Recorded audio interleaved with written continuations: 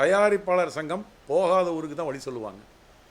நாங்கள் சொல்கிறோம், ஐயா நடிகர்கள் டெக்னீஷியன்கள் நம்மகிட்ட சம்பளம் வாங்குறவங்க, முதலீடு போடுறவங்க நம்ம 3 பேரும் தான். தயாரிப்பாளர், விநியோகஸ்தர், திரையரங்க உரிமையாளர்கள், நம்ம 3 பேரும் ஒன்றா உட்காந்து பேசுவோம். அதாவது முதலீடு போடுறது நம்ம 3 பேரும், நம்ம 3 பேரும் ஒற்றுமையாக இருப்போம்.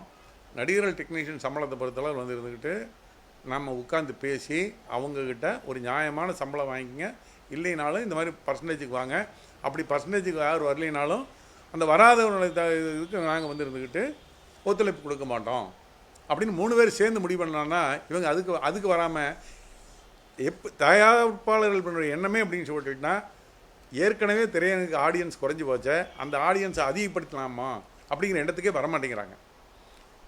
நாங்கள் நஷ்டத்தை குறைக்கணும், லாபம் வரணும்னு பேசவே மாட்டேங்கிறாங்க, நஷ்டத்தை குறைக்கணும். இவங்க என்னமே நினைச்சு போட்டுட்டுனா ஒரு வியாபாரம் பண்ணோம்னா அந்த வியாபாரத்தில் லாபம் வரங்க எண்ணத்தில் வியாபாரம் பண்ணணும். அப்புறம் இவங்க பண்ணக்கூடிய மெத்தட் ஆஃப் பிஸ்னஸ் அதில் நிறைய சிக்கல் பண்ணுறாங்க. எப்படின்னா ஒரு நடிகருக்கு போய் சம்பளம் பேசுகிறேன், ஒரு உதாரணத்துக்கு சொல்கிறேன்னே, ஒரு பெரிய தயாரிப்பாளர் இன்றைக்கி வந்து தயாரிப்பாளர் சங்கத்தில் பொறுப்பு இருக்கார். அவர் போய் ஒரு தனுஷுக்கும் ஒரு விஷாலுக்கும் கொண்டு அட்வான்ஸ் கொண்டே கொடுக்குறாரு. உதாரணத்துக்கு வச்சுக்கலாம், ஒரு 4 கோடின்னு வைங்களேன், இது நான் உதாரணத்துக்கு தான் சொல்கிறேன். 4 கோடி ரூபா பணம் கொண்டே கொடுக்குறாரு. அன்னைக்கு தேதிக்கு அந்த ஹீரோ 10 கோடி ரூபா சம்பளம் வாங்கிட்டு இருக்காரு. இவருக்கு கொண்டே 4 கோடி அட்வான்ஸ் கொடுக்காரு. இவர் என்ன பண்ணியிருக்கணும்?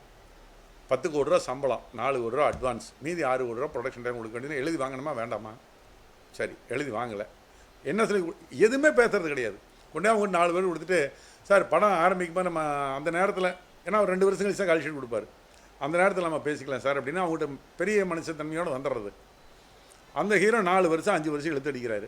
5 வருஷம் கழிச்சு இவர் போய் சார் படம் ஆரம்பிக்கலான்னு கேட்டால், ஆரம்பிக்கலாம் சார், இன்றைக்கி எனக்கு சம்பளம் 60 கோடி அப்படிங்கிறாரு.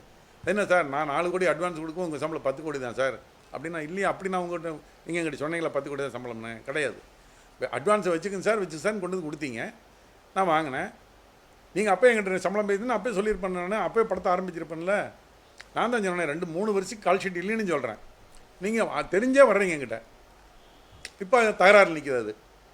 இப்படி வந்து ஒருத்தர் இல்லை, பொறுப்பில் இருக்கக்கூடிய முன்னணி தயாரிப்பாளர்களே வந்து இந்த மாதிரி நடிகர்கள்கிட்ட எந்த எக்ரிமெண்ட் போடுறது கிடையாது, ஒரு சம்பளம் பேசுறது கிடையாது, ஒரு அக்ரிமெண்ட் போடுறது கிடையாது, ஒன்றும் கிடையாது. சும்மா கொண்டே கையில் பணத்தை கொடுத்துட்டு வந்துட வேண்டியது. அப்புறம் எங்களுக்கு வந்து அவங்க ஒத்துழைப்பு கொடுக்க மாட்டேங்கிறாங்கன்னு நாங்கள் அதெல்லாம் தான் சொல்கிறோம், அதெல்லாம் ஒழுங்குபடுத்துங்க நீங்கள். இப்போ நாங்கள் தியேட்டருக்காரரு ப்ரொடியூசர்கிட்ட படம் போடுறோம், டிஸ்ட்ரிபியூட்டர் படம் போடுறோம், நாங்கள் எக்ரிமெண்ட் வாங்கிட்டு தான் படம் போடுறோம். என்ன டேர்ம்ஸ் அண்ட் கண்டிஷன்ஸ் வாங்கிட்டு படம் போட முடியும்? இதுதானே உலகத்தில் எல்லா தொழிலும் இப்படி தான் இருக்குது. இவங்க ஒருத்தர் தான் என்ன பண்ணுறதுன்னு சொல்லிட்டுனா நடிகர்கள்கிட்ட எந்த விதம், இவங்க நடிகர்களை கண்டாவே எந்திரிச்சுன்னு கை கட்டிக்கிறதா போச்சு. அது பெரிய நடிகராக சின்ன நடிகர் அதெல்லாம் ஒன்றும் கிடையாது. இவங்க முதல்ல நடிகர் முன்னால் உட்காரவே மாட்டாங்க. இப்போ இருக்கிற தயாரிப்பாளர்கள் பெரிய நடிகர்கள்னு சொல்லக்கூடிய அந்த 10 நடிகர் இருக்காங்களா, அவங்க முன்னால் இவங்க மேலே உட்கார மாட்டாங்க. அப்புறம் எப்படி இவங்க வந்து ஒரு கமெண்ட் பண்ணி அவங்ககிட்ட பேச முடியும்? ஒரு தொழில், நீங்கள் சம்பளம் கொடுக்குற இடத்துல இருக்கிறீங்க, அவங்க வாங்குகிற இடத்துல இருக்கிறாங்க. நான் அவங்கள அவமரியாதை நடத்துங்கன்னு நான் சொல்லவே இல்லை. ஆனால் அவங்க கூட உட்காந்து பேசி அவங்ககிட்ட என்னென்ன நீங்கள் டேர்ம்ஸ் அண்ட் கண்டிஷன்ஸை கட் அண்ட் ரைட்டாக நீங்கள் செய்யணுமா வேண்டாமா, அதே இவங்க செய்கிறதில்ல. சும்மா அப்புறம் மீட்டிங் போட்டு இவங்க பேசி என்ன பண்ண போகிறாங்க? நாளைக்கு என்ன நடக்க போகுது? பர்சன்டேஜ் முதல்லாம் பரவாயில்லை போட்டு இவங்க என்ன பண்ணுவாங்கன்னு எனக்கு தெரியும். நான் இதெல்லாம் 40-45 வருஷம் என்னோட அனுபவத்தில் நான் சொல்கிறேன், கேட்டுங்க.